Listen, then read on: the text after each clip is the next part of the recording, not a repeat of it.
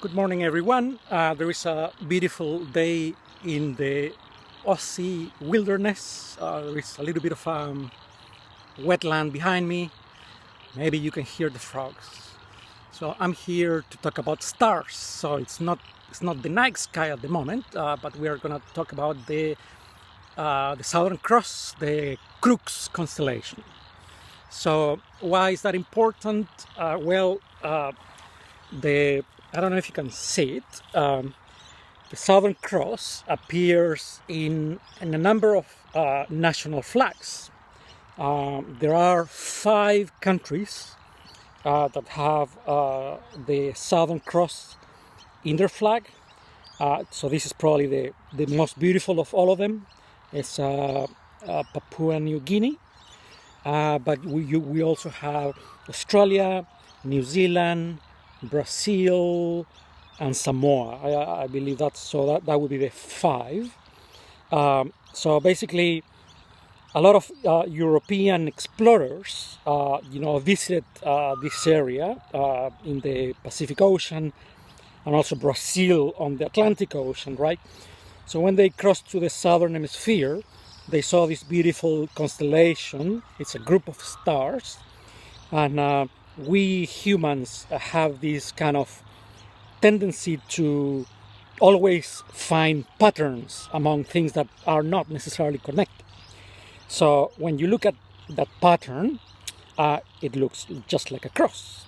And Europeans being so Christians, they thought that there was such a beautiful sign.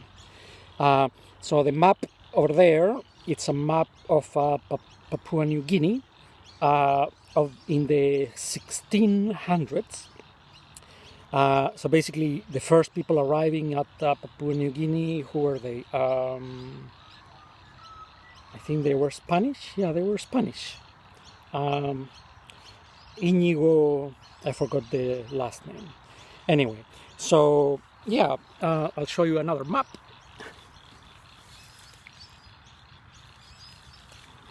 All right.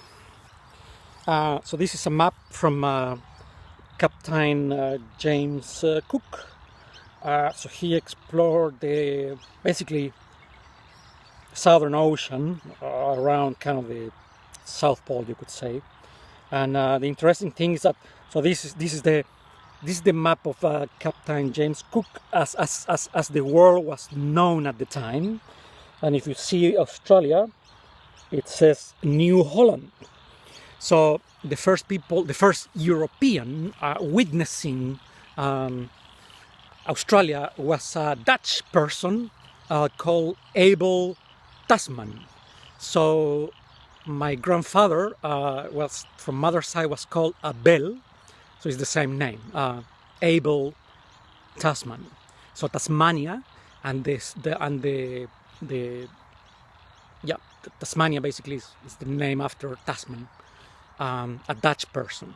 And then years later, James Cook claimed the area that is like New South Wales at the time. Now, he claimed that as part of the British Crown, basically. And when you read about this, you generally read the term discovery.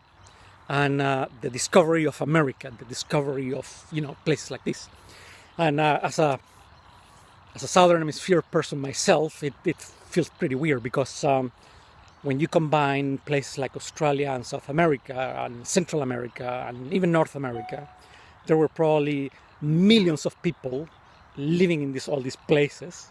So when you think of discovery, it's like you found something for the first time, when in fact there were millions of people living here already.